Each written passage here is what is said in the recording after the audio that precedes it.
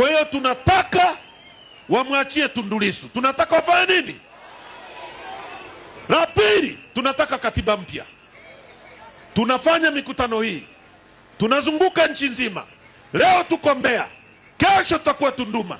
Wasipotusikiliza, wasipofanya nini, tutaitisha maandamano. Narudia, wasiposikia, narudia, wasipotusikiliza, tutaitisha maandamano. Nchi nzima hakuna mtoto atakaa ndani. Bwana OCD, watakuwa naandamana hapa, watakuwa naandamana Mwanjero, watakuwa naandamana Tandahimba, sijui mtajigawa vipi nyie. Tunaelewana vizuri? Wangapi mko tayari siku chama kikisema? Mbeya wangapi wako tayari? Mbeya people! People!